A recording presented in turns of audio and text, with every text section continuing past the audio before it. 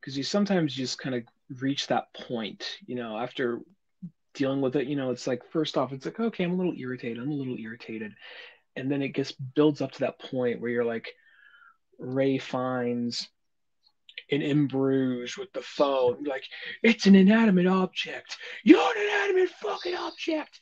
You just like reach that point, and sometimes when people throw that thing at you, like it's an inanimate object, you can't help but just get a little like, fuck you. You're taking the inanimate object side. I kind of get that at times. There are times where like, yeah, maybe I'm overreacting. Maybe in like you get that post nut anger clarity where you just get like, okay, maybe I was overreacting, but really in that moment, it's like, oh, so you're taking the computer side. That's what it is, right? You're taking the robot's fucking side. Well, and I feel it's definitely a man thing to do to have this explosive volcano anger at electronics or a motor or any of that kind of stuff. And then like 5 minutes later, you're totally good. like, like, I'm sorry I called you an inanimate object. Yeah. It's like one of those ones. Like sometimes I think that girls and women would see that happen. I don't think they can understand that primal rage of like, you just get to that point where just all hell is broken loose, and why is it not fucking working? Damn it all to hell! And you start screaming and shaking your hands as you're yelling up towards the sky, like for some reason, some fucking god of ye olden days has like cursed you on this. Like you're on the adventure of Odysseus and you said something wrong at one point now, and now the fucking trip is just totally ruined. Or that fucking guy that opens the bag of wind, Now that Wi-Fi is not fucking working, and you had like a fucking work call you had to make or some shit like that. And I think that it's one of those things like, women totally can have that anger. They can totally get to that boiling point like anybody. But I think there's just something about like when it's like technology. I think it's in compartmentalized. I can't even talk right now. It's late over here. I think it's like in different aspects, and I'm not going to say, well, men are this way, women are that way, but I honestly do think men do probably get more explosively mad at like technology and shit. And for people who are watching the video version of this, if you're wondering why my thing looks slightly different, I was having computer trouble, and it's not the end of the world. It'll fix eventually, but right now I'm having computer trouble, so I'm just doing this on my iPad. And we were talking about like how like you just reach that fucking point of like an ape from 2001 Space Odyssey. You go, rah, rah, just like full on, just like chimp rage. Just you're ready to club anything and everything around you for that brief moment. The point where you kick a couch over and you just like all this stuff. And what I always think about is, would my life technically be easier without electronics sometimes? Maybe not just like every single one, but there's a good amount that like, if there's one thing in life that puts me over the edge, it is when something like, especially when you go to use something, you're like, okay, it worked 100% fine last, 100% fine, doing great. And then you go to use it, and the next thing you know, you're spending like 45 minutes trying to get it to work back to where it was before. And now all these great plans you have are pretty much all out the window at this point. I think that, I don't know, I feel like it's a give and take. I think in these moments like today or tonight, because, I just got back from work. I was ready to be like, let's record, let's be funny. And then just like, motherfucker, it won't start or whatever.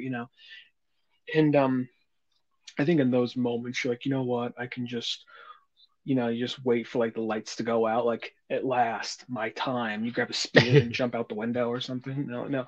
I think like we all wish we could do that, but really, if the lights went out, you're like, oh boy, oh no, this is Spotify coming back. I honestly think we all think like, man, life would be so much easier without computers. I'm like, maybe in some aspects, like it'd probably take a good couple of years to get used to like not pulling it out, like pulling it out to look up whatever or watching. Oh, let me show you this funny video. That'd probably get a minute getting used to that. But I mean, maybe in time it might be better. But right now, I don't know. I mean, it also kind of keeps me in contact with a lot of people, so it is what it is. Yeah, well, no, I'm not saying there's not a bunch of good stuff. Of course, I think there's actually the good 100% outweighs the bad. Like, I did a ginormous landslide to it, but it is that one I think about. I'm like, I don't feel like I get necessarily nearly as angry at like other stuff. You know what I mean? It's like, it's not like you don't just get ultra frustrated at your workout equipment. You don't get ultra like frustrated at like, maybe just like some inanimate object, like a shelf or something, unless it's a shelf that's made cheaply. But I had that like happen one time, like when this is gonna just um I was like, I don't know, I was working on like some cheap shelf I bought from Walmart and I was building it and I was partway through and it was just a very cheaply made shelf. And at some point, like the thing kind of like, I don't remember what happened, but it just wasn't properly made in the right way. And it just kind of like, part of it kind of collapsed in. And I just like, fuck it, what's the point? Where I could have like probably salvaged something of it. So I just intentionally just like fucking broke it over my knee, knocked it over. To be fair, I also just got out of a relationship at that time, so there's some probably other shit going on there, and I was probably in my early 20s at the time, so there's probably, at the same time, there's that point where you're just like, it's not working, so what's the fucking point of even having it? And I guess this is a long way of me saying, like, I'm trying to get this shit out of the way, because I do have a bad temper when it comes to just like technology and that kind of shit, but I also got to be better about that kind of thing, because I got a kid on the way now, so you can't be like, being like going all like 2001 chimp crazy every time the fucking computer doesn't start up or something like that. well, the kid will have his friends. I'll be like, well, there's this dad over there. Don't mind him. he You can't get his podcast going, and it's best we don't bother him when he's doing that. Your dad's got a podcast. Yeah, don't listen to it. Don't listen to it.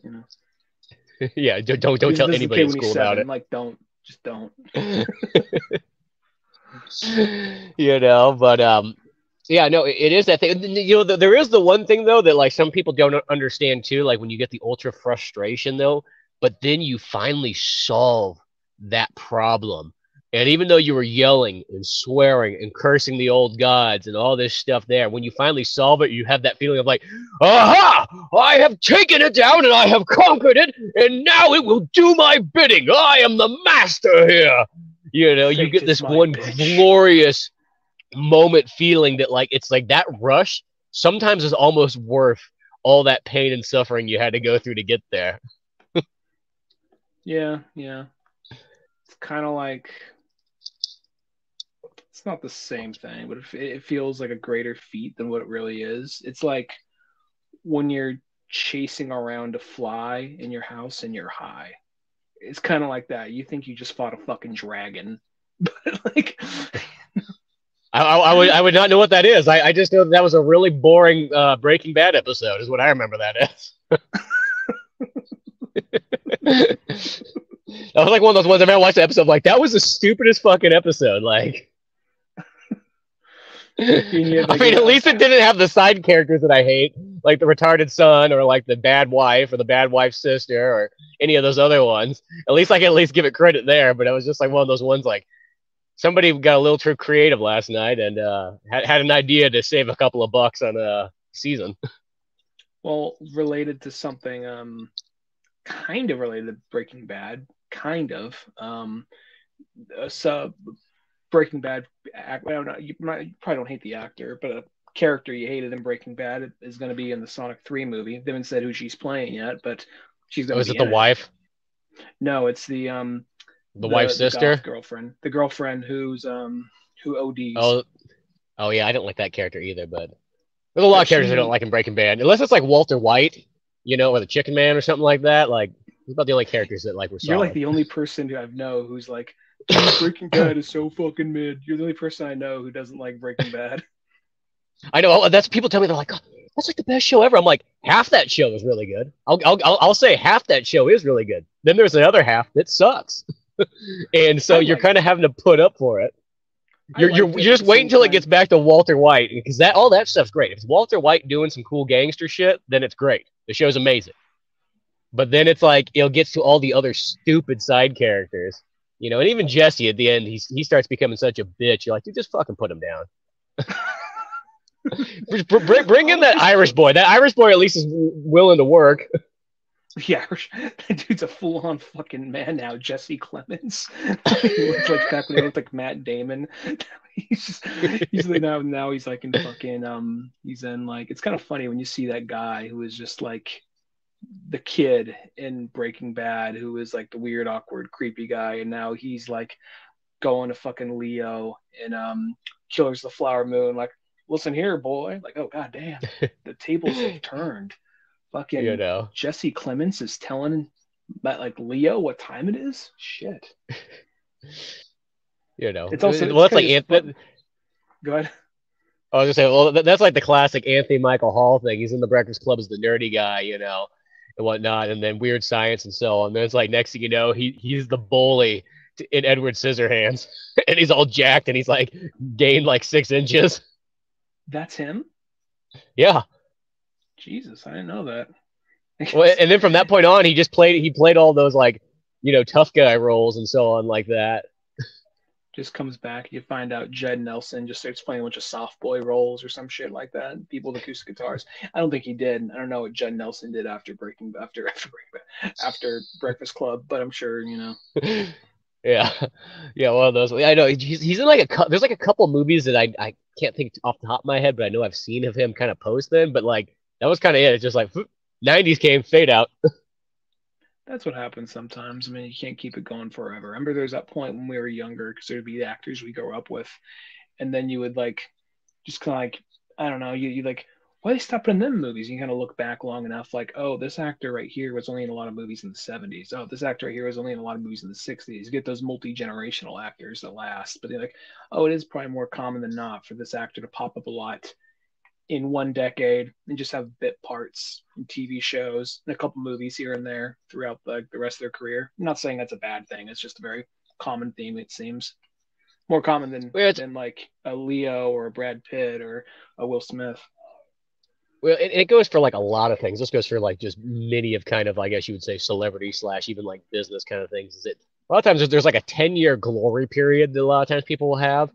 And then past that point, it might not be that they're not working, but they're just not, they're now like into like a minor role, or they're doing voiceovers, or they're doing kind of like parent characters, like, for a couple scenes in movies and so on like that.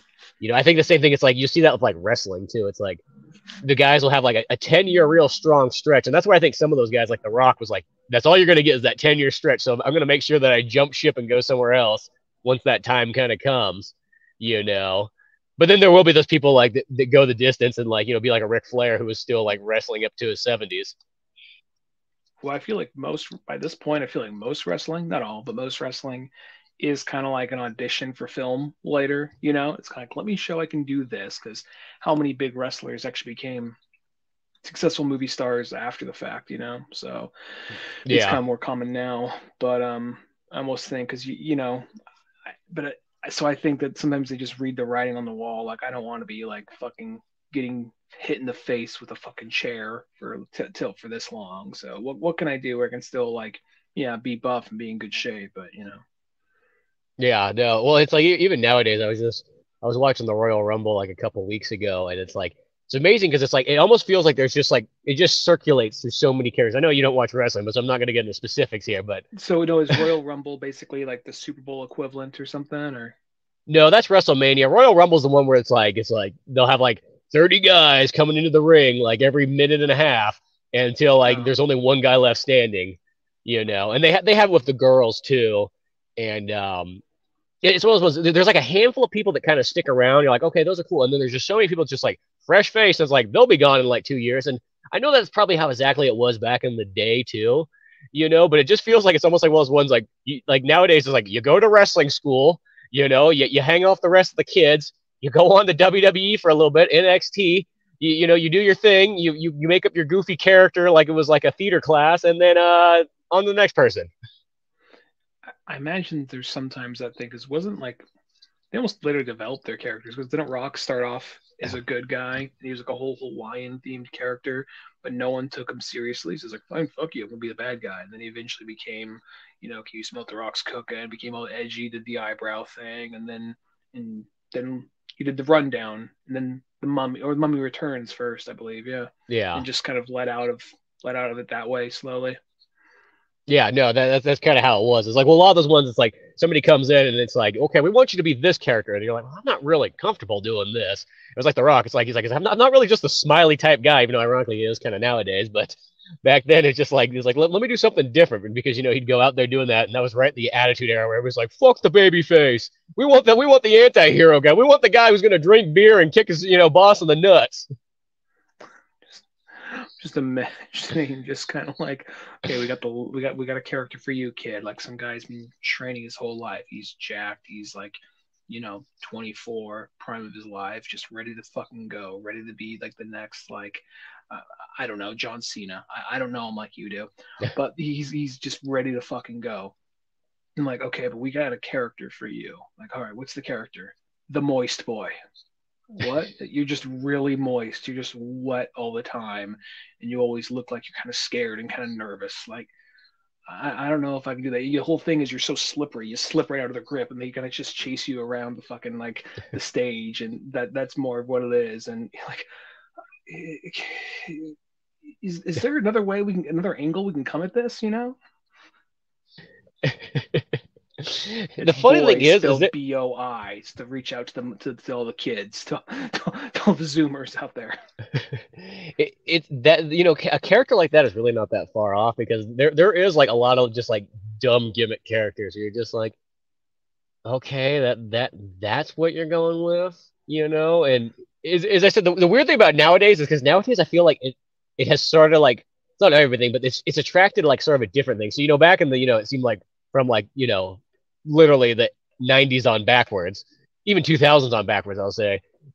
It just felt like, okay, here's like the biggest, toughest guys coming together or the most athletic and so on. But now it does have that feeling like, okay, here's a goofy, nerdy person coming in here and, they got a weird costume on and all this kind of stuff. And, it's like they went to the Renaissance Fair last weekend and now they're going to join the WWE.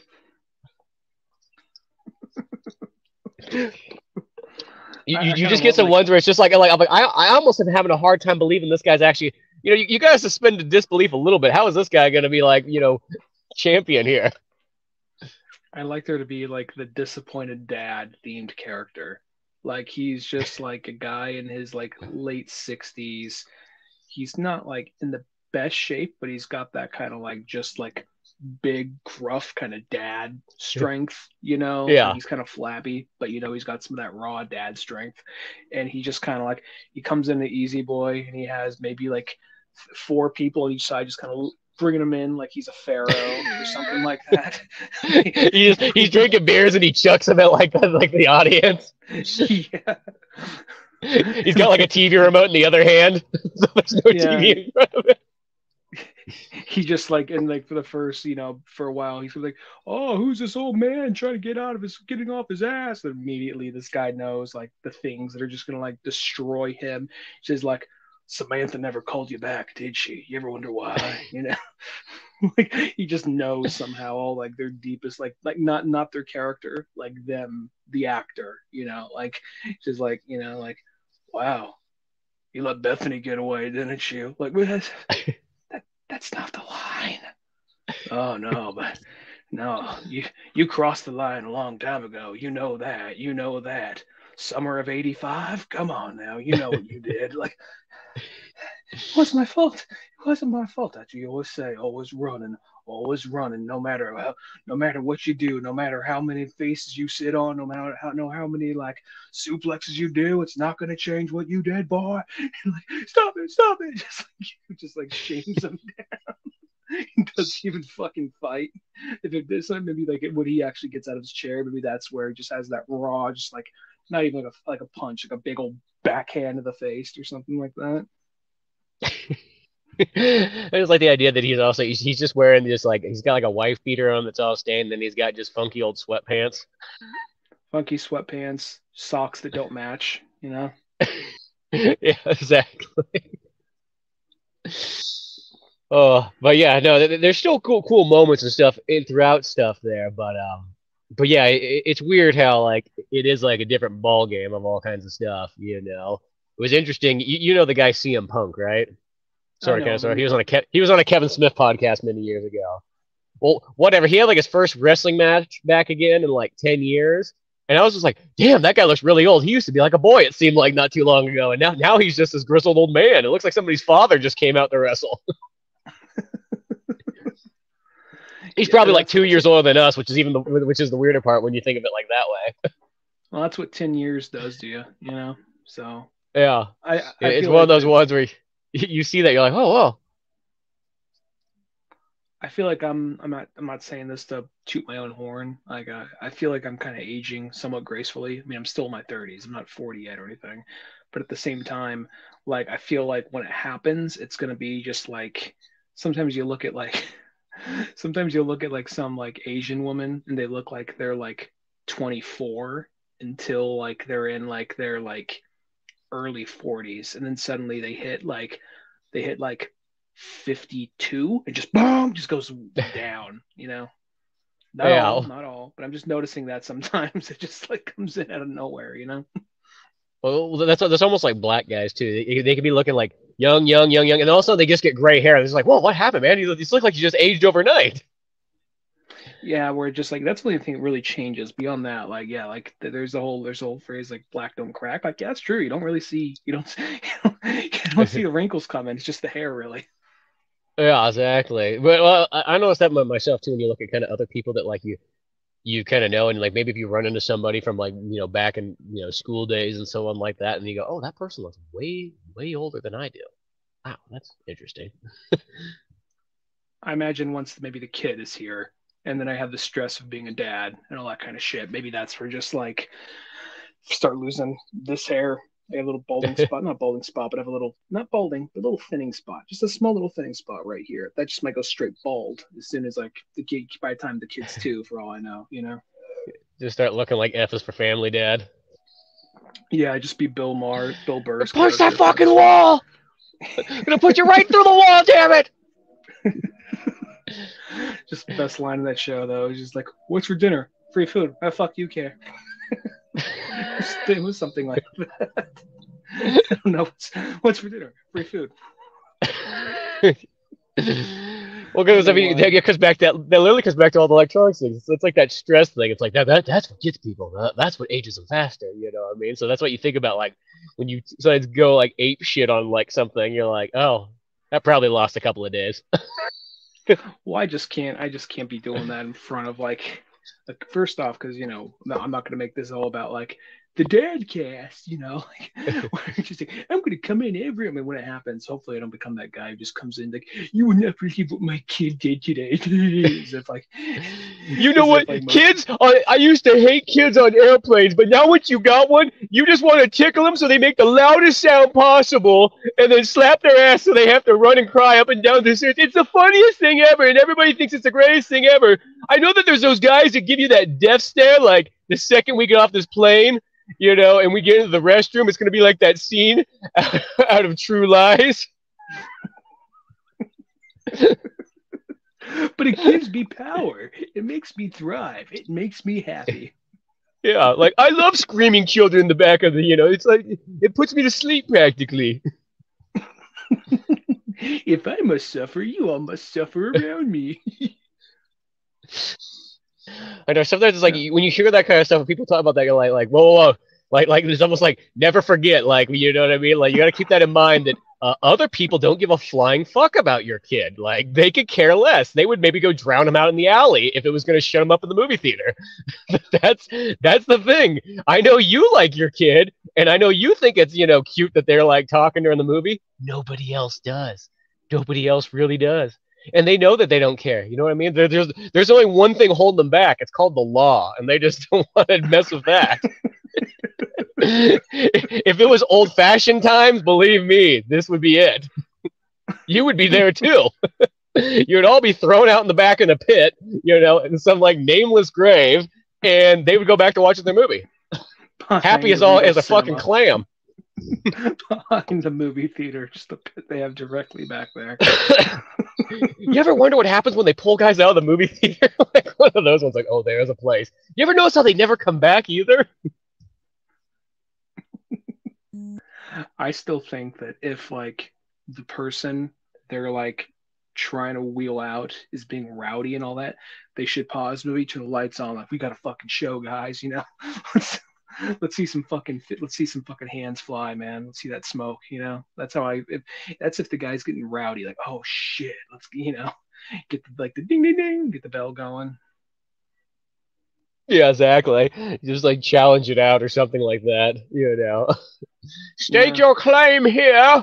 Who would like to place bets down? Yeah, and you're like, well, you know what? The rowdy, angry 33-year-old. I mean, and I don't know. I don't think he's feeling anything, but at the same time, I don't feel like he's all that coordinated. Now, granted, if it was only one 15-year-old usher, I wouldn't be so sure. But there's three of them. There's three of them. They might be able to make this happen, you know? And it's just like three of the like minimum wage guys from The Simpsons, like, oh, gee, Mister, oh.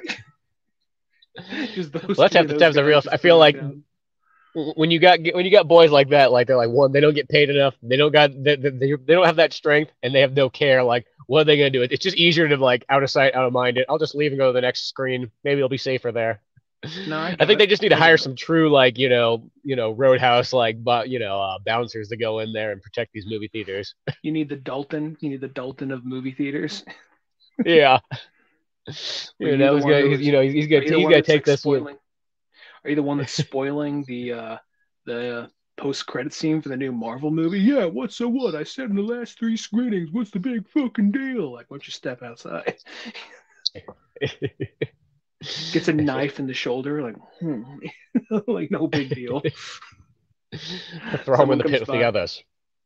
some after he like fucks that guy up later, he's like sewing his arm, and then like some old guy walks in the room. It's like, I got an independent movie theater 15 miles from here. Could you see your hands? Like, no, I don't fly. Too dangerous. Well, it's only 15 minutes away, so you wouldn't need to fly. Like, okay, I'm just saying. I thought that was kind of weird you brought that up. Did you think I was literally going to fly you 15 minutes? You are near an airport, so yeah. There's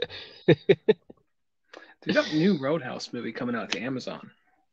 Yeah, that one looks interesting. It's kind of it's a weird one that like it kind of get thrown to the Amazon because now it just feels like it's Roadhouse 3, like it fits into like the straight to DVD section of it, but it does look pretty good. It looks like kind of close to what I imagined it would be. I was a little afraid. Still, it looks like it could be good, but it's kind of like what I assumed it would be, where I was hoping it wasn't going to be, because when they first announced they're remaking Roadhouse like almost 10 years ago, it was back when they started doing a bunch of 80s remakes all at once, and I was kind of like, ooh, I hope this isn't like, for some reason I was like, oh, it's going to be in the middle of, it's going to be a club and not in like the middle of the city. It's going to be a DJ or instead of like a blind, like the new Footloose one. I thought it was going to be something kind of like that. Yeah. But I'm like, okay, no, I mean, it still feels like it still feels like the same vibe, but it's different kind of setting. It's MMA. Okay. I get why it's MMA. They got Conor McGregor is the like, I used to fuck guys like you in prison. I hope they still keep that line. That's all. I hope they do. That's like, well, they do.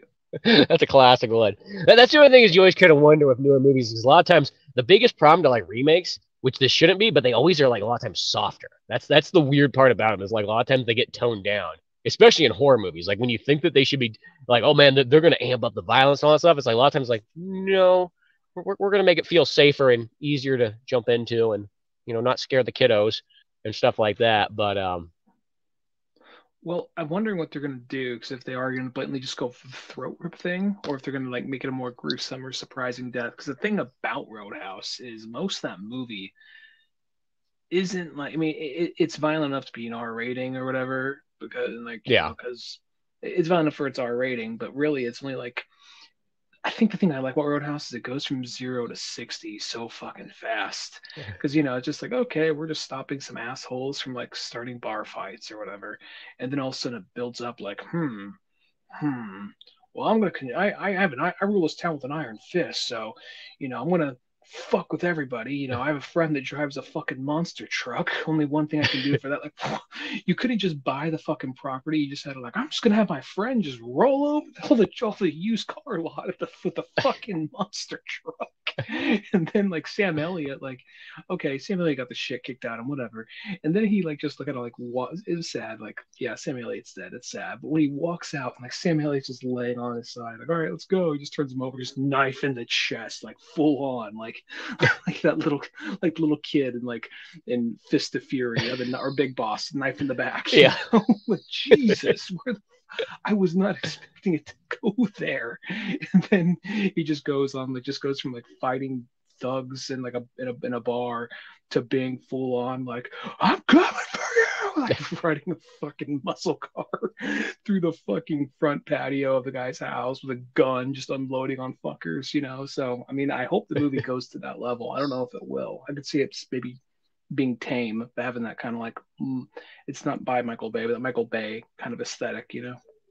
Yeah, that's what I kind of wonder. Is I wonder if it's gonna fit more in like the kind of like like the RoboCop or Total Recall remakes. I know there's sci-fi ones, but you know what I mean. Like they're gonna calm it down a bit, you know. Yeah, I mean, we'll see. I mean, I have Amazon Prime, so I'll probably check that one out when it's out. Yeah, no, it still looks interesting. That's the thing is I was still impressed. I was. It's not like one of those ones where I was like, oh, this actually looks better than I thought it was gonna be. You know, Well, that and was one where. Oh, go ahead.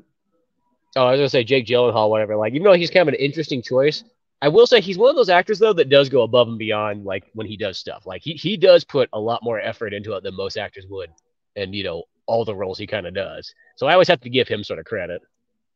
Well, this movie's apparently a passion project of his. Like he's been trying to get this movie made. Like I don't know, I don't think he was part of the initial remake attempts, but at some point when he got on, he was like when they decided they're not going to use Ronda Rousey or whoever, and they said let's just actually, all right, we're not going to use Ronda Rousey. She lost 2 fights in a row or whatever. Jake Good. I was Gyllenhaal glad. If Ronda Rousey was in, I would not have saw it. I was been like, no. I don't know enough about her really, but I just, it was one of those more of kind of like here, like kind of like a. I guess Conor McGregor is not as popular as he once was either, but at the same time, people view him enough as a villain, so I think hiring him as a villain works in that way. But and like punching old man in the back of the head at bars and shit, Yeah. But like, what was it like? He's apparently he apparently is like, this movie was like denied like Amazon Prime, so Jake Gyllenhaal invited like Jeff Bezos and a bunch of other big Amazon people and just threw this giant party on his yacht and filmed and like showed the movie right on his yacht. Like, see, this deserves the big screen. Jeff Bezos is like, no, so. It'll be my in-flight movie to space, maybe, but. Well, he's like petting Mr. Bigglesworth or whatever, yeah. Come, Mr. Bigglesworth. Come, Mini Jeff, so. See you later, Jake Gyllenhaal.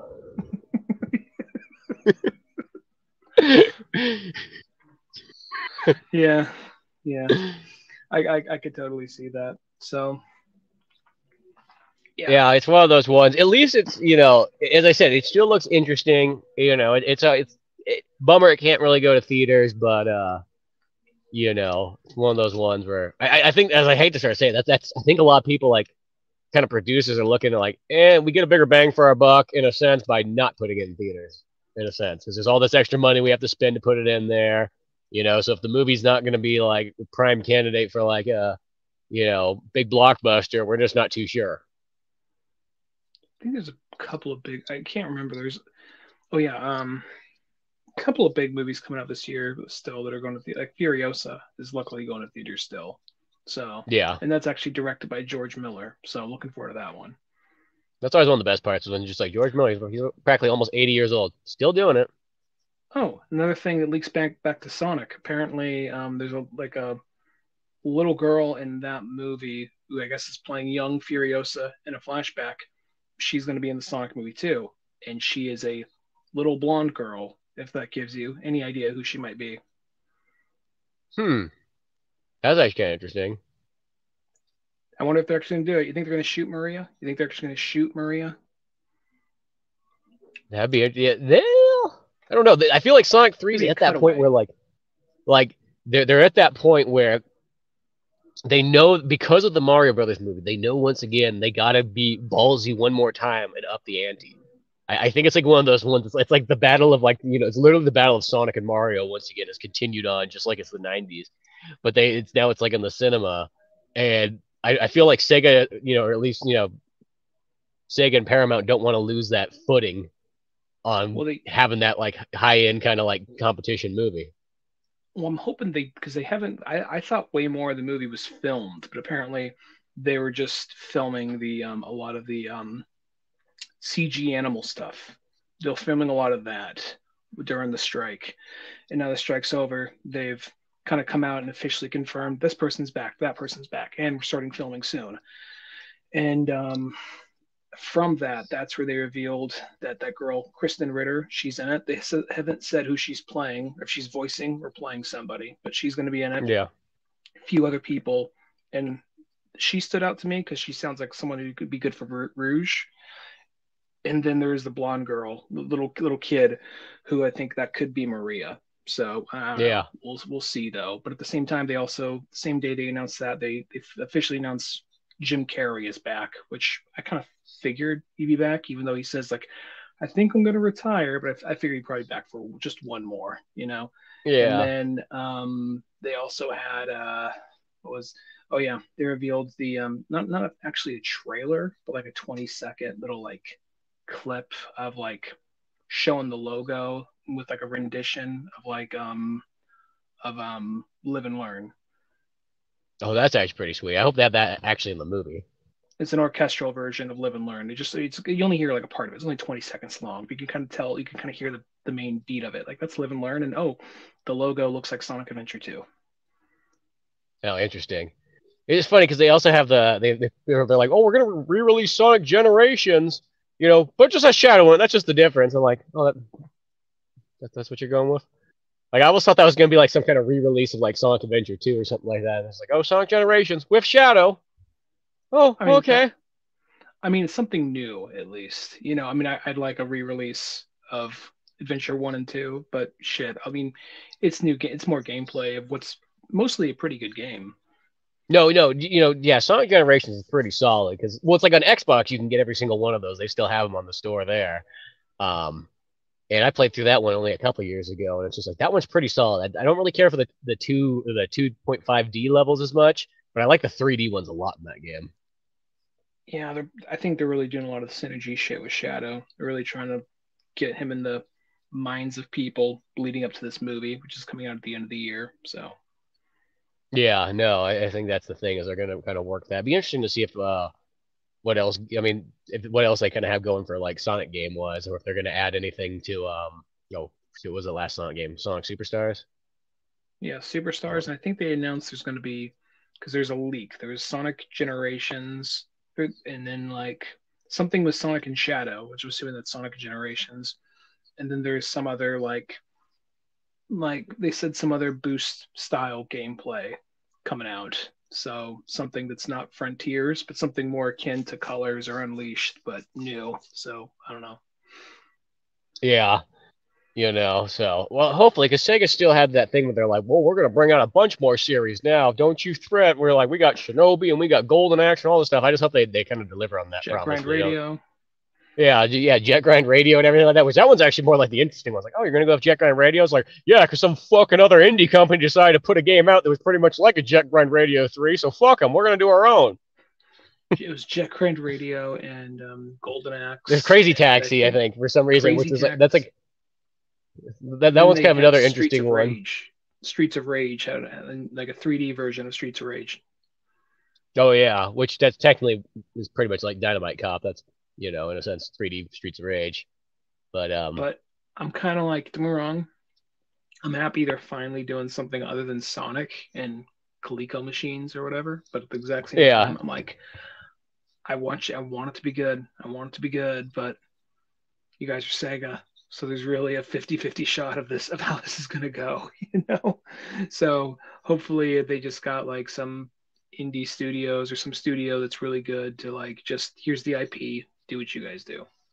Yeah, just produce all the stuff and take care of all the business end and just have somebody else kind of develop it at the moment. It's weird how we got at that point where it's like it's kind of goofy how some of like those companies that made fantastic games for years. Now, granted, none of the people that are probably around from back then are there anymore. Like that's the one thing I always think about like game industries. It's like going back to that like 10-year like kind of window. Like I feel like video games is also like that one too. People generally don't have a higher career than about like 10 real big years making games, and then they're either off doing some kind of side project or they're just maybe doing like something like small and indie. But you never see like there's a lot of guys that like they'll make some real large games, and then that's kind of it. They don't hang around like Shigeru Miyamoto or like Hideo Kojima and all that kind of stuff. Like Yuji Naka, I mean, he had a big hand. He was a producer and a lot of stuff, but I think he bounced out like at back when Sonic 06, like halfway through Sonic 06, he bounced out, I think. he did that Balan's like, Wonder World or whatever game that was kind of goofy, and which is like, that was also one of those things. When doing wrong, he's had his hand in some amazing games. Now he's in jail though, so like what's he in jail for? He was doing like insider trading or some shit. Oh, like, hey, can't catch me, coppers. Too fast, And yeah, there he is now, and he's just like pacing back and forth, like, yeah, the only reason I'm in here is because that fake, I don't know, there's no good way to say that. The other fake Japanese guy. That's how I'm in here, She's talking about Shigeru Miyamoto. Yeah, funny. Speaking of Shigeru Miyamoto, I like stumbled on this like section of like BBC archives on like YouTube, and it just has a bunch of like old BBC footage from like the 80s and 90s of them just like walking around and interviewing like video game companies and stuff like kind of all the time. So it's like there's one where it's like they're like, we're going to Scotland right now and we're going to visit these boys that make Grand Theft Auto, a new game coming out, and so on. And like they sit down with like the dude who still makes it to this day, and they're talking to him and so on like that. And they're like, so what's this game about? It's like, well, you go around, shoot people, run them over, steal their money. It's fun. Oh, that sounds quite lovely. I'd like to check it out myself. It's just like, that's such a different reaction than America. Oh, chittus. How do you say? Happy days. I just killed 15 people, including 3 police officers. Oh, my word. And there was another one. Must be what it would be like in America every day. Yeah, well, because they're like, it looks like it's based off some town in America. Like, who cares what it is? Mega City 2 for all we know. But there was another one too where it was talking about like Nintendo, and I think it was a little bit earlier, like maybe give or take 1990 or something like that. And like the BBC dudes went to like Nintendo's office and so on like that, and they're just talking to everybody and whatnot, and like Shigeru Miyamoto's there and stuff, and he's like, so if you were in America, you would be getting thousands of millions of dollars in royalties, but here you're just paid a salary like everybody else. He's like, oh yeah, that's what we do, that's the Nintendo way. We're happy here. We have fun. We get to wear suits. You see someone like in a Mario mascot like suit just lean in the corner, like look down the hall with like holding the fucking hammer, like fucking you motherfucker. It's like one of those ones like, man, if I was a kid and like we had BBC shows that just talked about video games like throughout that time, that would be amazing. Well, there is that period where, I mean, at the time it was so quaint, but there'd be that period where just like, dude, they have a special on video games. A special on video games? Now, if you ever like watch like some kind of like, behind the video game thing on like Netflix, Hulu, or whatever, it's always just so patronizing and always just so like, hi, I'm Sean Austin, and we're going to talk about how video games kind of changed and developed over the years. It all started with the Atari. Well, you missed something. Maybe he mentioned Ralph Baer. Maybe he mentioned Ralph Baer. I don't know. Yeah. So it was pretty crazy. It was pretty wild. And every like transition is like Centipede or like Mario or something like that. Like, okay, I get it. I get it. And like we'll spend like 5 minutes maybe on one big franchise. We just on to the next thing, Well, it's like I remember there was one time this felt like such a big deal, but like it was like the History Channel in the 90s was going to have like an hour-long special on the history of video games, like something it felt like unheard of in like that time period, because this is still like before Tech TV or G4 or any of that stuff. And like the fact that they had that was like, oh my gosh, they're actually going to do a full-on hour-long or 45 minutes technically, but on video games, like, what I mean? Like they never do any other stuff in America. It seems like if video games come up, it's only a negative like context, like on the news. Yeah, I remember like I didn't see that one, but when you first see the couple of things like video game specials or centric things on television or something like aimed at people who play video games, it was one of two things. Like a lot of G4 stuff, there was some stuff that was actually like, yeah, we care, we give a shit, so we're gonna talk to our audience like we give a shit. But then you could tell at some point, like I want to say when G4 and Tech TV fused together, where a lot of the shows got way more of kind of like, hey gamers, hey a bunch of fucking nerds, don't you just hate it when like like the bullies come and steal your lunch money and like jam a finger up your butthole? Well, we know what it's like too, because we're a bunch of gamers just like you. Like what the fuck? You know what I mean? So it was just like that they had this soup like I remember they had this thing like it was the stupidest fucking thing. And there's just that point where you would watch. I watched G4 a lot, but I've reached this point, like something like X Play. Like even though I didn't always agree with their criticism, and they would find a way to get in like the silly bits and all that, you could still tell they were game journalists and they liked video games, But then you get something where it's just like this was just a room of producers that do not respect their audience whatsoever. And that was like they had like the we have the video game vixens, the first, digital beauty pageant, and they're treating it like this beauty pageant of video game characters, like coolest costume, coolest finisher, this and that, And to introduce it, and halfway through, they had a guy who was just like this incel with like long reddy hair, and he had to talk with a lisp like, hey, my name's Donnie and I'm a fan of the vixens, and all I ever wanted to be me is a real life vixen. No real girls can't do it for me, only vixens can do it for me. Like holy shit, what the fuck are you guys, what the fuck, you guys get it, right? You relate. Well, it's that one too, because X-Play was technically that was like the one like kind of decent show off Tech TV, because I remember that was how Tech TV, it only had like a couple shows that were kind of interesting in my book, and really X-Play was one of the only ones. And then G4 had that one. I feel like there was a glorious like 6 months, it seemed like, where G4 was like, maybe it was a little bit longer than that, but it was definitely not longer than a year. Where like it was 100% full on. Everything was centered around video games. They didn't throw on stupid reruns of like 10-year-old shows or any of that kind of crap. It was just, here's video games 24/7. The channels, this is it. This is all like in an era where there was nowhere else you got video game content. That was the thing, that like the fact that there was actually a channel that's going to have it all day long, and there was going to be reviews, and there was going to be like trailers, and there was going to be history stuff on there, and talk shows and all this stuff. It was like mind blowing. Like it was almost like a religious experience for this like time period, like almost like equivalent to like those Christian channels, I guess, that have been around forever. But for video games, it was just like this glorious time. And it, like all great TV stations, this is one thing I noticed kind of just growing up, is like in the 90s, there were so many solid, amazing TV shows that were like, they were dedicated to their craft. They gave you everything you want, all killer, no filler. And then at some point, they all sold out. They all gave up on what they were doing. And then they like, next thing you know, the main reason you tuned into them barely existed in there. And G4 was, of course, a big one of that. Another one was TV Land, because TV Land totally gave up on themselves too. There's a couple other ones I'm just drawing a blank on them now. It's just been so long. Well, History Channel is a perfect example too. Like it used to be a history, like it was all documentaries and stuff, and then it just became reality TV shows as time went on that didn't really have a whole lot of history involved in it anymore. Like we're gonna find out if Bigfoot killed Elvis this week on Ancient Aliens, like that type of bullshit. Yeah, no, but yeah, well, it's like Discovery Channel and all the educational ones. Like all those channels too, they all kind of gave up on education, and they went more in the route of the reality TV shows. I think it was just cheaper, dumber.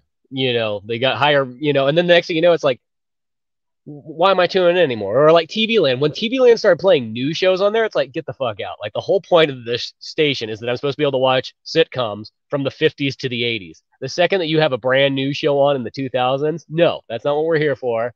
You know what I mean? There's other channels for that. It's called the rest of the networks. That's where the studio exec is just sitting there with like a fucking cigar. Like, excuse me, do you have a mansion made out of cocaine? No, you don't. Get the fuck out.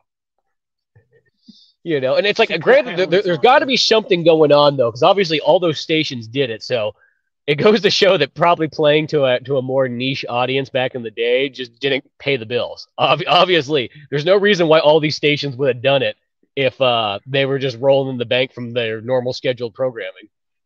Well, even like, well, G4 and Tech TV also kind of came at a certain time where, like, really, I think the biggest thing that probably put them out of business, because they also came up on the, they also came up when YouTube was kind of starting to take off, and I think people trusted, other like actual like unaccredited strangers on YouTube with their video game opinions more than just like people that were like being, I mean, going wrong. Halo 2, I get why. I remember Halo 2 day was a big day on G4. They, if they had like a big, I remember if they had a big release, they would sometimes do like, okay, today's the day the Nintendo DS gets released, so we're having like one screen, having like we're presenting everything through two screens, like, and that's how I knew Nintendo DS that came out that day, because they're presenting everything on two screens. Like, oh, that's today. Well, I gotta go to Walmart, So, but Yeah.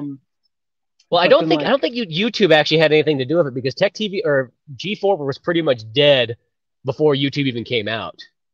I mean, I there might think have a been lot like of that people that picked up the faint pieces. remnant of it, Yeah. because YouTube didn't come out until 2006, and I don't think it probably caught on, because at first when YouTube came out, it was more just like, hey, here's a bunch of collections of all sorts of shit from TV that, like, just from anything you can remember that was on TV at one point, somehow, some way, it's up on here. Concerts, full 15-hour versions, and so on.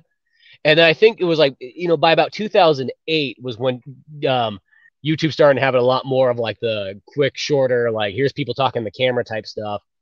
But G4 by that point was like way beyond gone. I mean, Tech TV was there, but like, I think the only thing that ever lasted that they kept around was, XPlay. XPlay probably went the longest on there. And, I think that probably faded away in like the early 2010s. Have you seen? Yeah, I mean, XPlay. What I mean by that is, I think a lot of those types of shows.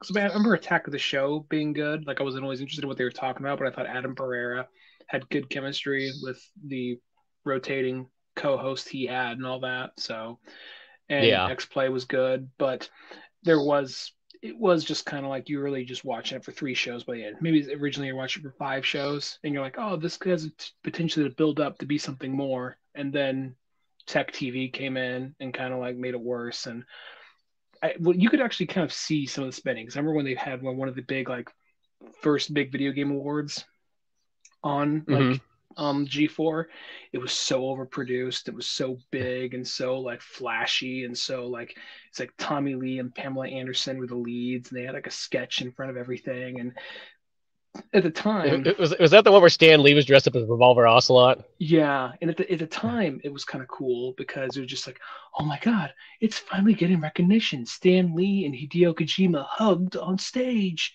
But then, like, thinking back, like, it was a little pandering thinking back on it. But I guess it was the first time you saw that much production or value put into it. And every year after that, the awards got cheaper and cheaper until it was just kind of like, yeah, the awards is just a little like segment now on X Play, and we're just going to do like little like sketches the whole time. We're just going to say what the best game is. We didn't invite anybody here to come pick up the award. Fuck them, So we didn't actually make awards for anybody, actually, So there became that eventually. And have you ever actually seen the final?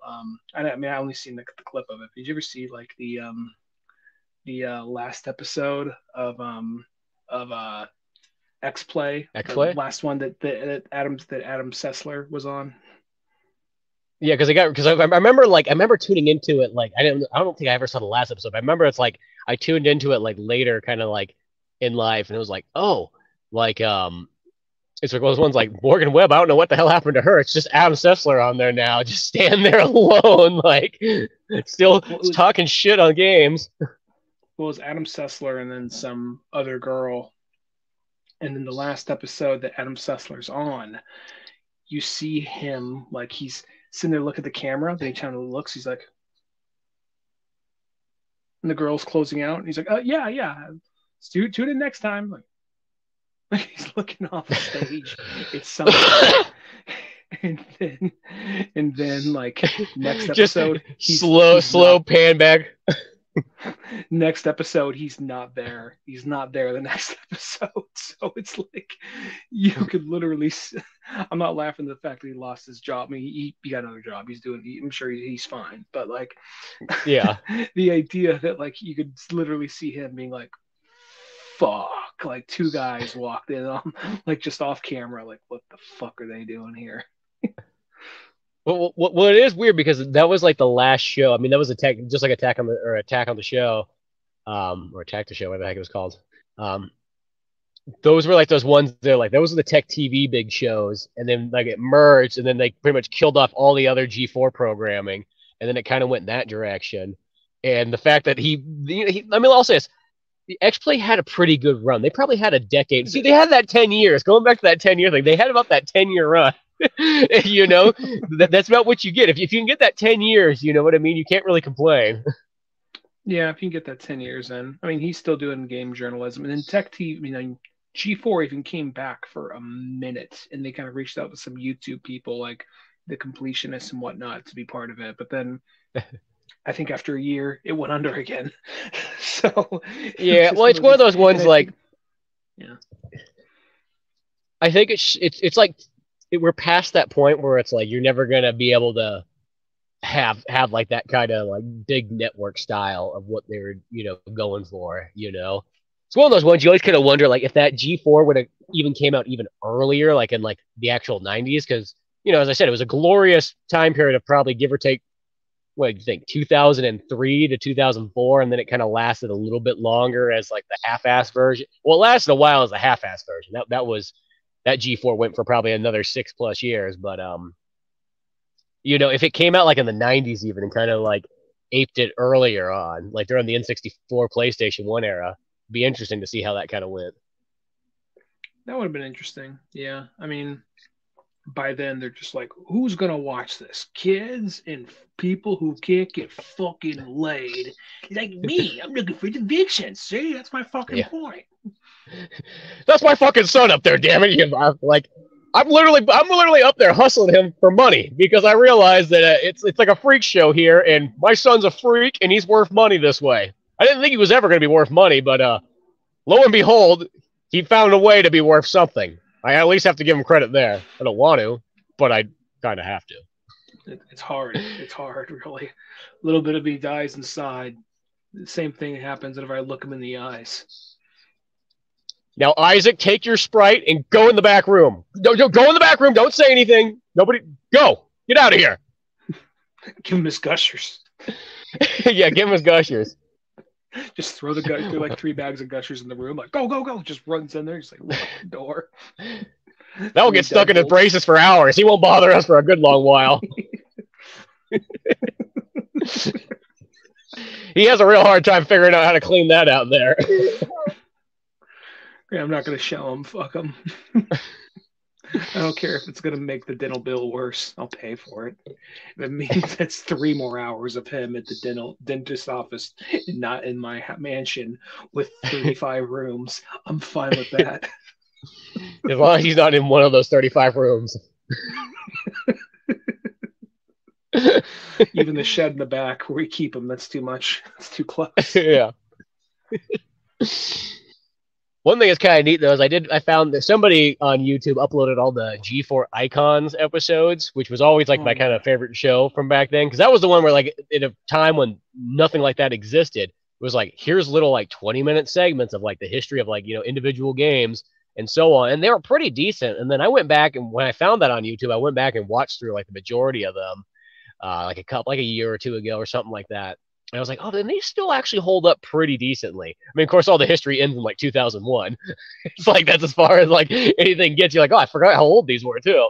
But it's one of those ones like that was a pretty solid show there too. The other one I also remember is like the competitor to X Play is then you had the one that had Tommy Talrico and that fucking douchebag. Yeah. Yeah, I'll say this though, he's a fucking amazing musician though. I always have to give him credit for that. No, there's a big expose on him. He actually stole a lot of credit for a lot of people and just a lot of Guinness and whatnot. He did work on a lot of games, but he does not have the actual Guinness Book of World Records. Like majority of that shit was disproven. He's Yeah, well, he basically might have that, but a he lot of went his early, I was gonna say a lot of his early Sega Genesis stuff and so on like that. Like I know that's got to be all him. That's like when it's just like super simple times and something like that. well when he said that he talks out of it. There's literally like a big documentary that came out about him a year back or so. Mm-hmm. He said like, yeah, I was like the first American to work on like Sonic the Hedgehog. Like, oh wow, first American work on Sonic the Hedgehog. Wow, what was the game you worked on? It was like Sonic and the Black Knight or something like that. Like, okay, no, Crush 40 beat you to that one, or whoever. If there happened to be an American working on the sound team to the Genesis games, they beat you to that. Like, oh, it was one of those ones. Or you're not the first American. Okay, but he's actually one of those dudes who like he did do a lot of music, but then he even said like something like I did the sound design for like we were like a third party studio, and like Shigeru Miyamoto like reached out to me to do all the sound effects for like Metroid Prime, and we like were gonna like go out of our way and make the sound effects, and they were gonna build weapons around the sound effects we made, so that we had a big hand in how that all turned out. And then just like Shigeru Miyamoto, like, oh, that guy. I mean, he was there for like a month, but no, I hope he's doing good. so he's just one of these. And then like he says he like created a bunch of sound effects and a bunch of music, but a lot of it is he went and bought a lot of packages and reworked them and sells them out. So dude's really he's done work, and good for him for what he's done. But the dude's he's a fucking fraud. Well, that sounds like that's more all like the stuff he did in like the 2000s. But I'm talking about like the stuff he did in like the 90s on Sega Genesis. He's gonna work on Tony Hawk, if you're wondering that. I don't even know what he would do in Tony Hawk. Everything's licensed music. He said he was in Tony Hawk. He said he said that he was the guy who fell over and made the noise and did the sound effects and like music in Tony Hawk. Well, like I'm not even talking about that stuff. I'm thinking more like Cool Spot and Earthworm Jim, and when he kind of was there with like Virgin and so on like that. And all that stuff that I've heard on him on that stuff's all, people weren't like talking conspiracies on those early days things. You know what I mean? Well, this is stuff that was proven, what I'm talking about, but I get what you mean though. Yeah, like the early but that sounds like that's all like in the 2000s. It just sounds like he's just that producer guy who kind of like came into the room, and then it's like, oh yeah, and he's doing like the Steve Jobs thing where he's taking credit for something when it's like, okay, there was also like 1,000 guys underneath you who did all the heavy lifting. He's like, yeah, but I took the belt out and whipped him into fucking shape. I'm like, smoothing those fucking corners, boys, and start whipping them. And it's like, yeah, there you go. Put my name on the fucking top. Like I think it's like one of those ones where he probably became that as time came on. But when he was like in that initial part where he just made all like the synthesizer music and so on like that, like that stuff is really good, And as I said, I've heard many of like literal like other composers of like video game stuff talk on podcasts about that, and they never mentioned anything like that. Yeah, no, well, I can't speak on everything, but I mean, I know that there was like a bunch of things that he credited himself as, but then like it came out that he didn't work on any of like some of the stuff he credited himself for, and like not even in the room for it. Like there's like a H Bomber guy did like a 3-hour video like documentary on him, so it was pretty interesting. But anyway, I'm sure that he's done other work though. I didn't mean to derail it, but I'm sure he's done like stuff before then, because you don't get your foot in the door and get that far just from lying just on that. He probably had to do a couple of good songs here and there leading up to that. Yeah, that's what I mean. I think like that more sounds like that's all like stuff like later in life, where then he starts, because that's all like 2000s and whatnot. I was thinking everything in like, the early 90s, but I could definitely see him being the guy though who would fall in that category where he's taking more credit for stuff than he did do. Like that happens all the time where people start having teams and then they start taking credit for the whole thing, even though there was a team that did it and a bunch of unnamed people that will never get credit. Yeah. Well, that's what I knew there was a reason to bring it back to the show. He and the other guy, Lucas something. Yeah, because it was just like, here's two like somewhat related celebrities to big celebrities. Because something Lucas, I forgot the guy's name. He was like George Lucas's like cousin or nephew or something like that. He was Hmm. related to George Lucas somehow, and then Tommy Talrico was the cousin to Steven Tyler. So Yeah. it's kind of like I just like to imagine like Steven Spiel, like just not Steven, so Steven Tyler and George Lucas hanging out together. Like apparently our cousins hang out together too. Isn't that fucking weird? Like yeah, I think it's pretty weird too. You know. Like they never like, the cousins never see each other, but just I don't know, just the idea of that. Exactly. Well, because that's like the thing. Is just like I remember, like on that review show, is you would have like the Lucas boy would pretty much be the guy who was a little bit more the optimist, and then Tommy Tallarico was the guy who was like, "This fucking sucks. I don't like this. The gameplay." He was almost going full on like, "The controller's broken. You're broken. Everything's fucking broken here." Yeah, so that aside from his dog shit fucking like video game journalism combined with him being a lying piece of shit for the last 20 years, I was like, yeah, fuck that guy. I knew I didn't like that guy back on like Judgment Day because he was like, yeah, you know what? Like Smash Brothers, I don't see what the big fucking deal is. Yeah, Metroid Prime, why does everyone fucking like this game? This game fucking sucks. Oh, by the way, I worked at Metroid Prime and it's actually a really good game and I helped create all the fucking weapons to it. All right, yeah, sure. That's probably why that's probably why he says like, "Yo, the game fucking sucks." He's like, "Oh, I was fucking." He doesn't say this part, but he's like, "I was there for like a month and then they kicked me out because they didn't want me around because I was being a total ass. So fuck Yeah. them. I'm gonna give their game a bad review." I kept on dragging my dick. I don't even know if he got fired or whatever. Like I just kept on dragging my fucking dick over the fucking keyboard saying, "Do something about it. Do something about it." And they kicked me out. So, oh, okay, well, fuck you. I don't think that happened. Maybe it did. I like to imagine it happened. Shigeru Miyamoto walks in, just looks at him, and just walks out the door. Well, like, why are we bringing these Americans in? No, no. This is why we don't reach out to third parties that often. This is why we do everything Yeah, in that's house. well, excluding Metroid Prime, but whatever. Or unless it's a Star Fox game. Star Fox is now always third party. Yeah, we did that with Star Fox Unless it's Adventures. Star Fox We, we, Zero. we, we Was let that? we let the British boys make it, and that was the last game they made for us. We told them to get Yeah. the fuck out, and that's what happened. Thanks for the fish and chips and the multi-million-dollar franchise. Yeah, thank you You're for gone. making Donkey Kong relevant, and go.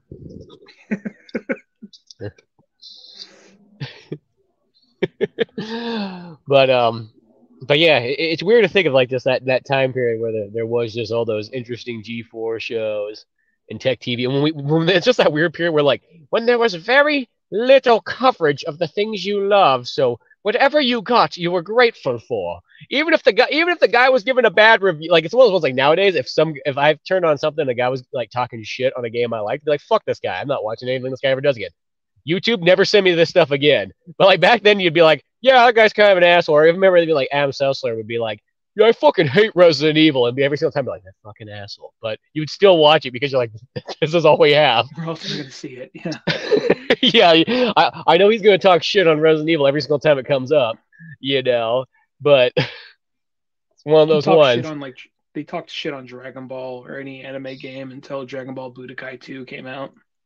Yeah, well, that's one of those ones though. Like when you look at those guys though, they're just slightly too old to be probably into anime. They're like at that point where like, who the fuck still watches cartoons? You know what I mean? Because if you think about it, like they're like 30-year-old gamers in like 2000. Yeah, that makes sense. I kind of get it. Well, Not saying that some people might not, but like that's like that kind of weird age range where there's gonna be a little bit of a generation gap. Well, I'll say that like I didn't always agree with them, and sometimes we watch it like, oh fuck you guys. Fuck. Like, granted, now looking back on it, like no, I get it. At the time, Shadow the Hedgehog wasn't that bad. You guys are just big assholes, I'm like, no, Shadow the Hedgehog did suck ass. It was a bad game, but there's still like just that cheese factor you can get from a bad game every so often, or just the concept. Like it's an easy enough game. You know what I mean? But Yeah.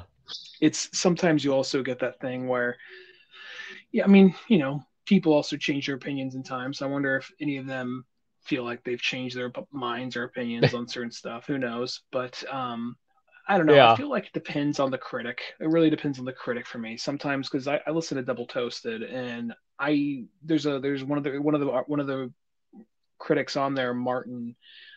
I don't always agree with him, but I usually understand all his I find myself agreeing with them and disagreeing with half the time. When I don't agree with them, like I kind of get why you say that, but I don't agree with you entirely. But then when Mm. like I agree with him, like he's the only person in the show I'm agreeing with at the moment. You know what I mean? Like he fucking gets it. He fucking gets it. But then all of a sudden, he doesn't like Spider-Man 2, but he really likes Spider-Man 3. So it's like weird things kind of like that. You know what I mean? Yeah, no, well, and that happens all the time too. And it's like one of those ones like it's one of those ones like sometimes you got to go, okay, everybody kind of has their own opinions. Not everybody's gonna like everything and so on like that, you know. But I just think about it like back in the day, it's like you would still watch it just because that was all you got, you know. So even if something made you angry, you're like, whatever, we'll keep going. And I'll say this, for the most part, X Play was I would say 75% of the time pretty darn solid. It's not like I Most of the mean, time, they yeah. were. You know what I mean? Like dude, probably even higher than that. I'm almost like low ball at that number, you know. But you would just get those one things like that you think about, you know, and whatnot. But Especially when we were watching it, we were like 15 and 16. So the things we liked were part of our personalities. Like, they did yeah, not like the new Mega Man X game. Well, they're a bunch of fucking assholes. No, like, oh, they're saying True Crime Streets of LA sucked. Well, I had to spend my allowance of 2 months to buy that game, so they can go fuck themselves. Now just like, oh, I get it. Because you had to yeah. lie to yourself about how games being better back then. Well, yeah, because you had less. And like that's that thing that's like once you get to like 30 years old, you can kind of like decipher things like a little bit more. And plus, if you're playing, it's that thing that like you always got to take into account when it comes to like any critic is no matter what, when you're watching a crap ton of movies or you're playing a crap ton of video games and so on like that, I feel like your tolerance for things starts to change, and you see, you know what I mean, and you start to the average person's not really seeing a whole lot of bad movies, or they're not really playing a whole lot of bad video games as much. And then that thing too is when you keep playing a bunch of stuff, and then if something kind of like nags at you in a certain game, and then you start seeing it more and more in like some other games, it's like, dude, why is this feature still coming around here? This is like a terrible feature already the first time I played it, and now these other games are starting just to ape it and use it. It's like you can see how it could build up, and then like when it comes in like a good game where someone's like, you kind of worked in that game. It's like, well, that might have been the first time you ever saw it, but I've seen it 35 times since then. I got kind of mixed about regarding that to some extent, because it's about video game, like, kind of sorry, mixing up thoughts here, kind of mixing up like quality. Like, it's the first time this person's seen it, but this person over here's seen it a lot. I don't even know if I'm really gonna play that PAL game, that PAL World game, just because so much of it is like crafting, and you have to kind of do all this stuff, building up all this other bullshit, and it's kind of like just Pokemon with guns. But part of Well, it's me not really is, Pokemon. That's the thing. Is the Pokemon yeah, element's much minor than like it's more of a Minecraft game first and foremost that happens to have Pokemon elements in it. That's really what it is. It's not an yeah, and I, RPG. It's not like yeah. but at the same time though, I feel like I'm not saying that I don't know if these guys actually stole assets, and apparently the creator of the game also like runs like a crypto company, which that fucking sucks or whatever. But at the exact same time, um, I kind of think Nintendo needs the competition. Maybe not just from this game, but maybe from other games, just to remind you, Mhm. like, hey guys, let's fucking you're the most profitable. You own the most profitable franchise in the world. Fucking step it up. It doesn't have to look like it came out on the Nintendo 64. You could, or like an early GameCube game. You could really Yeah. step it up. If we miss a year of game, that's fine. Take your time. Yeah, yeah. Just add up a little bit more quality and so on like that too. But yeah, it's one of those ones that I tried out that Pal World when it came out or something like that. And I put a couple of hours into it. It was because it's like generally things like that in video games. Like I feel like if I was the Adam Sessler and I was going over it, well, one things I don't like, crafting in video games. I always think is kind of stupid unless it's like minor crafting. I don't mind that. Like Last of Us has like minor crafting. I don't mind that kind. But when it's kind of one of those ones where it's like you got to get all these items together and collect them for no reason, just so you can build this one thing that you need later on. It's like, can I just go buy that item or something like that? And then it has like you know, kind of like those goofy survival elements. Be like, you need to build a house now so that you can have stuff to live in. And I know people love the people that like that kind of stuff love the living daylights of it. But that stuff to me is like crafting, stamina, house building, like all these like elements that have granted have been around in like the last 15 plus years of video games. I feel like I'm like skipped the like we didn't have those in our generation. I don't know why you kids need these in your generation. But Every so it has a oh, lot of good. that in there. It just doesn't have like the only thing is like it wasn't bad, and I was kind of like okay, it's interesting and so on. It's just I thought it was going to actually have a little bit more like I thought it was going to be kind of like a Pokemon game where it's like the cool there's RPG elements, you know what I mean? There's kind of like and it's like there's not really any of that. It's just you sort of build your house and you collect some monsters, and it's got kind of a little bit of Breath of the Wild kind of feel to it, you know, and a little bit of Elden Ring, which is not really my favorite either. Um, and in this process, that's kind of what you do. You just kind of build and collect. And yeah, it's not like there's like, it's not like you don't go to any gyms. There's no like overarching story or anything. I mean, I know it's like in a beta form, so I guess it's like a test run, but it's just literally a straight up survival game. Well, it's kind of like what was the example I was going to make? Um, shit, I had something for that. Well, I'm just glad that it's something's given it competition. You know, I'm Yeah. just glad it's something because like even like the thing with Pokemon is like, yeah, sure, the game is still fun. We can be better by this point. There's something you said that I was gonna add on to, but I just totally fucking blanked out. So I apologize. But the crafting thing, yeah. What I fucking hate about the crafting shit is that like, hey, so there's like three of these butterflies, and you gotta find these butterflies to, and this butterfly, you need to mash it up and then make it for this rare fucking item. Just like, fuck you. And even though Yeah. I liked Arceus had a few of those things, and like it was just like, oh Yeah. look, you need to find logs. You need to find a log for this lady's fireplace. Like, okay, how many logs are there? There's like six in the whole fucking country. I'm like, that is fucking stupid. I'm so glad that I can just look up a fucking map of where logs are because I cannot imagine. I mean, granted, the game was probably made with that in mind, but I cannot imagine being like 12 and wandering all over the map looking for a fucking log. There's only 12 in this giant fucking, giant fucking world. So Yeah. it's kind of like sometimes that shit, or even kind of like Riddler trophies, like in Batman, like that kind of Oh shit. yeah. Like after a while, it's like go get fucked. Like especially after like I think in Arkham Knight when you go and you solve the Riddler's Keep shit, going. and then he goes and he's like you fight him for a minute after you kick his ass. He's like, go fuck you, go find the rest of my trophies. Like, oh my god, are you fucking kidding me, dude? No, no, get fucked. Like so when I don't know, I guess that's the thing. There's that period like when Fable first came out, and they're talking about all the crazy things you can do, and it just sounded like, oh my god! And the game came out, you could do like maybe like not even half those things, only a few of those things. Like, yeah, sorry, we set our expectations a little too high there. And then like now we're at that point where you do all that shit you could do like in what they're saying you could do in the first Fable when that was coming out. But now it's like, who gives a shit? Well, Really, it's really, just it's give me a weird. It's good that weird story. one. Yeah, you come like full circle back. Like, just give me a nice story and a linear gameplay. It doesn't drag on. It actually is like all killer, no filler. I think that stuff's the one that a lot of times it's like that's what I look forward to. Like a good, I rather would have a good solid 10-hour long game, but there's no like drag period. Like you know what I mean? It doesn't waste your time. It's like it's all good. You know what I I don't mean? Like mind. we're Yeah, I think but kids lots of times like really long games because you're only getting a game once in a blue moon. Even though nowadays it's probably different because all you have to do is get a Game Pass or PS Plus, and you don't tell me you ran out of games yet. You know what I mean? yeah, well, it's also at the same time like I feel like I don't know. I feel like a lot of open world games. There's still open world games I like, still open world games I play, but after a while, it just feels like the charm of it's worn off a while ago.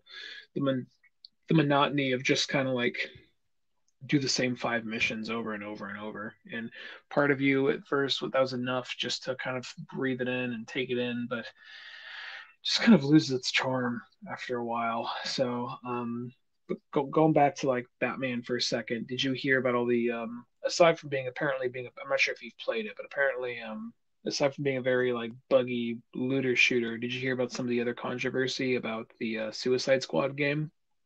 No, I know that comes out like in a week or something like that. or So the two. game's in early release. You can pay like $100 for the beta or whatever the fuck, or early release of it.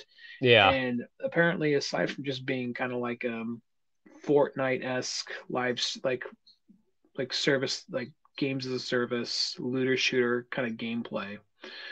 Um, aside from that, do you? I am like, well, I'm probably not going to buy this game when I heard that's what it's going to be. Do you mind if I do? Are you going to play it, or are you going to like? I don't think so. Like, it sounds weird. Like, I kind of looked at it, and it feels weird to like. It's like, oh, it's a new Warner Brothers DC game. You think I'd be all about this, but I'm like, I don't know. The whole time I looked at it, just like, I don't know. Yeah, Well, I here's the thing. Oh, should I cut you off? I'm sorry, man. Go ahead. Go ahead. no, just I go apologize. for it. I don't think I was going any much farther.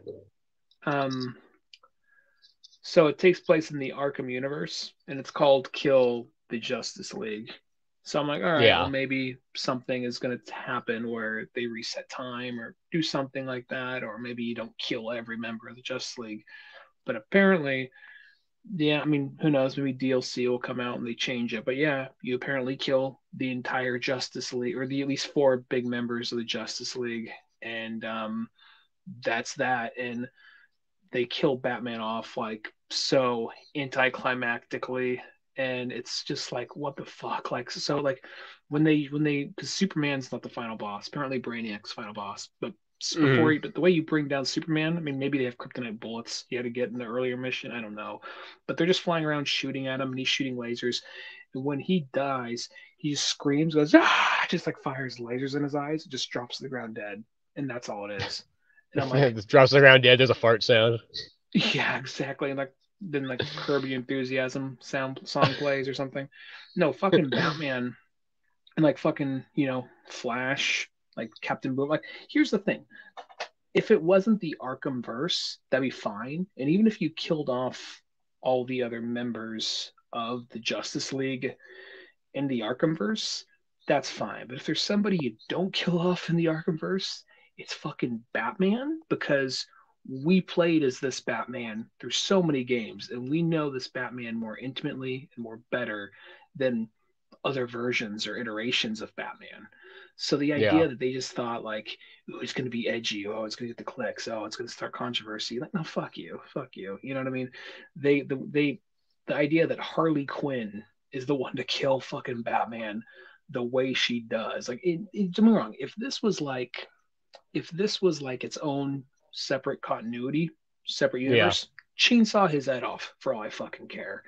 But for it to be this Batman that we played 4 games as, and we saw how overpowered he was like Grant Morrison Batman combined with animated series Batman with a little bit of like Scott Snyder Batman. He was just like hmm all the best parts of all those Batmans.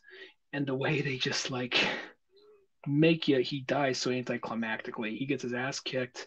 He's talking shit, because they're all mind controlled by Brainiac or whatever.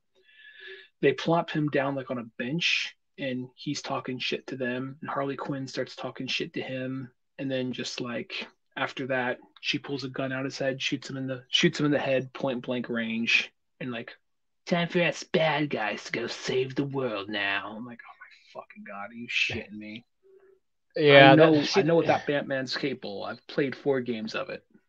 Yeah, that's pander. That's almost like too pandering. I don't know.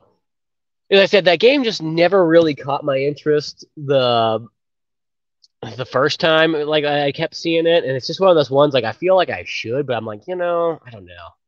Especially now that, like, when I hear all that, I'm like, That, that just feels like that's made for people who don't really like DC stuff, and that's the reason why they're going to go after it, because it's got all these weird, shocking things going on. And who knows, maybe at the very end it'll be like, it was all Brainiac's dream. Is Brainiac's like fucking laying in a little bed with fucking like a nightcap on and everything like that, fucking looking in The little space. like cotton ball at the end. Yeah, like cut the credits. Like one of the, like maybe it has one of those kind of dumb endings too, which that doesn't really even help. That almost makes it even worse in a weird way. It makes it better and worse all at the same time. I'm not too sure what's better. But yeah, it's just one of those ones. I'm like, I hate to sort of say it, like there's a crap ton of games coming out all like in like the next like 2 months. I'm like, that might just be one I have to skip. That's kind of how I feel. I'm like, you know what? I got there looks like there's more interesting things coming out. Like, Yeah, well, it's also just kind of like when I first heard of a Suicide Squad game coming out by Rocksteady, part of me thought like, okay, it's going to be kind of like I don't know why. I mean, I figured they'd all play a little differently. Apparently, they play slightly different, but they all shoot guns. Even King Shark and Captain Boomerang. Apparently, Captain Boomerang throws a boomerang for teleportation. That's about it. He doesn't really Oh. actually. Yeah. So, I mean, the idea of him throwing a boomerang and teleporting, that's cool. I like that. Yeah. I think that's a cool way to use him. But at the same time, I mean, it's in the fucking name. Come on, you know. But Yeah. like, I could even stand like a Gears of War style third person shooter and implementing Yeah. different like abilities of those characters in different ways. And yeah, sure, like Killer Croc and Killer Croc, King Shark can still probably use a minigun or whatever. I don't know. I think but maybe more of a melee like emphasis on characters like him or Harley Quinn or something. But like, so I was like, okay, so like a third person shooter style with a kind of a Rocksteady style story. That's cool. All right. Then like, oh, it's like a open world looter shooter, and you're not just killing the Justice League, which would be fine in the parallel universe, but killing Arkham Justice League and Arkham Batman. Like, get fucked. No. Yeah. It just feels like, oh, Kevin Conroy's dead, so who cares? It was actually this happened before he died. This was his last performance as Batman, I think. Oh, And really? yeah, so they're like, ooh, but at the same time, I don't you can't blame them that they didn't know he was sick or whatever. But it's Yeah. just Yeah. As I said, it's one of those ones. Maybe it's one of those at some point, give it the old college try when it's kind of cheap or something like that. But yeah, I yeah. don't know. As I said, I'm that's one of just those ones. it just seems like so like why would you? I'm not sure if any of the same creative team worked on that. I'm guessing maybe they're just like, well, people won't give a shit if we don't make it Arkham. Like, all right, well, I don't know. I don't know. I Yeah, can see it that's also almost what like it sounds like. controversy. We're Yeah, talking it about sounds it, like so controversy. Yeah, see, that's what I mean. It gets all us, DC fans all riled up. So I mean, like, obviously that part is working, but sometimes it's like, yeah, I don't know. Because I say, like, I like the Gotham Knights one that came out, whatever, last year or whatnot, where you just played as all, like, the Bat Kids. You know what I mean? Like, that was cool. Like, I would have taken just more of that. Like, if it was like that, but just you played a Suicide Squad and it doesn't have to be ridiculously, like, just be a Suicide Squad thing. Just they go on missions for Amanda Waller. Like, I don't know how hard that is.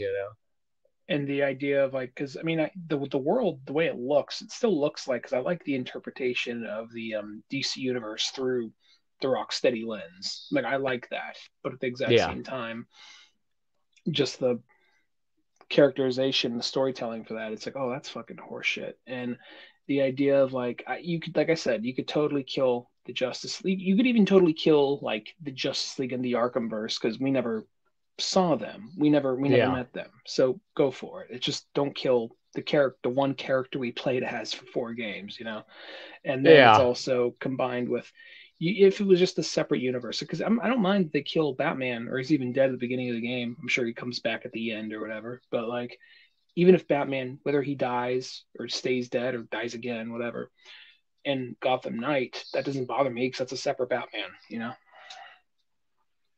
Hmm. Yeah. Well, that one I think he does come. He does come back in the end, if I remember correctly. So, which I kind Oh, of cool. assumed exactly was going to happen. It was just one of those ones. Like, I hey, I had to put a test down for you kids to make sure you could handle shit if I actually had to step out for a day. yeah, you all Looks like you failed. all passed. Yep. Okay, Alfred, you're in charge now. Put the bat suit back on. I just like him wearing that goofy like the goofy little mask he wore like in the 1940s movie Serial, where he just basically wore this little like kind of like domino-esque bat mask for whenever he like was like chauffeuring around like okay, doing our vigilantism today, are we, sir? Okay. Yeah, so nobody can recognize him. Exactly. but yeah.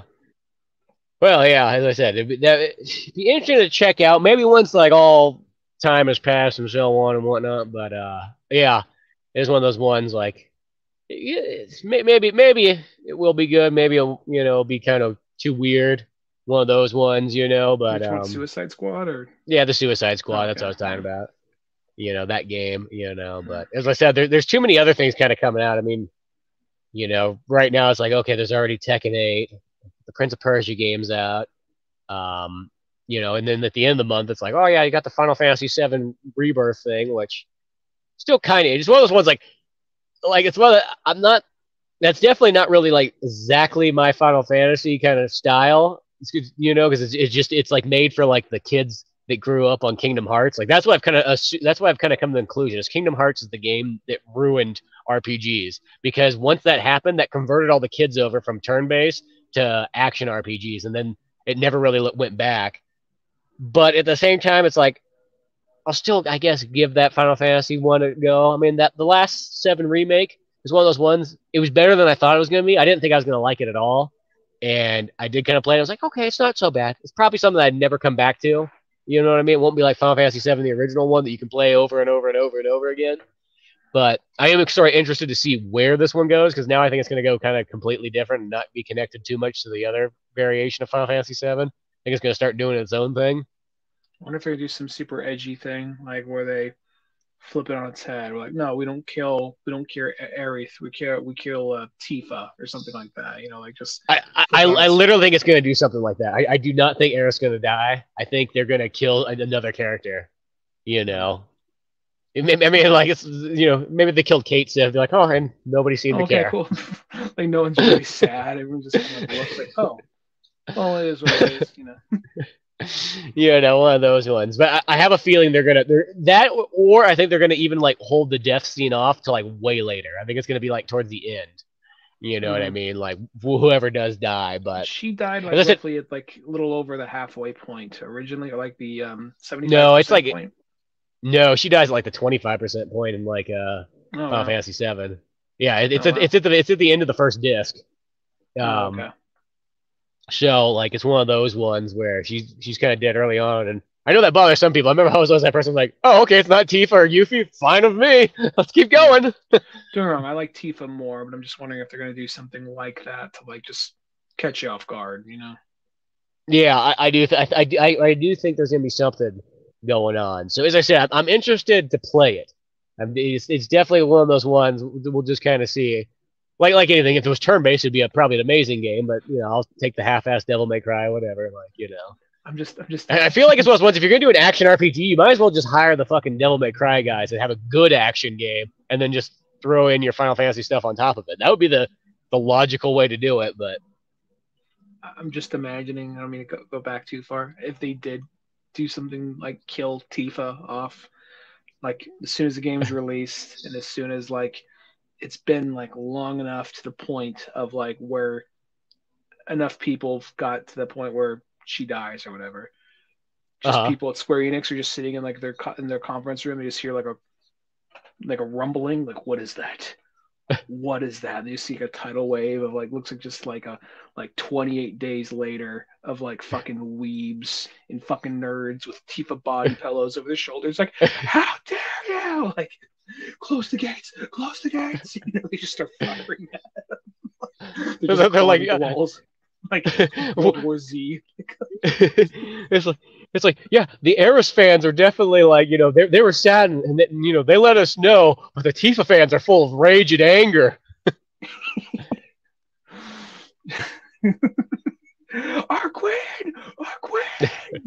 It's like fucking bees coming in and whatnot, but yeah, no, there's a bunch of interesting things kind of coming out, soon. So I'm gonna look forward to all that. See what the hell that new Final Fantasy is gonna all be about, and then yeah, I don't know, go from there. As I said, Suicide Squad 1 goes on sale at some point for pretty cheap. Or nowadays, it's like I almost feel like I hate sort of buying games because it seems like everything I ever buy, it's like, oh yeah, by the way, now it's free on PS Plus or Xbox Game Pass. Like, yeah, there it is. So it's like, God, I should just stop buying stuff because it's just gonna be on there quicker than I think about it. But yeah, sometimes the case with that, but yeah, it depends on the game too, though. Yeah, and generally, unless it's like a Nintendo game, like that's about it. Like all the other ones, it's like, God, they just appear on there at some point, sooner than later. But I mean, that's not a bad thing, but it's just one of those ones that sometimes like, well, I bought that game, I never played it, it sat there in its case, I thought about playing it, and now I have it on PlayStation Plus. So it's just there for show. collector's item. Yeah. But yeah, that's probably a good place to wrap all this good stuff up at. LittleOldManOrange.com for more podcasts, comic books like Pizza Boys, old animations, videos, and all that fun stuff. Till then, I'm Spencer Scott Holmes. And I'm Ryan Dunnigan. And we'll see you some other time. Later, folks.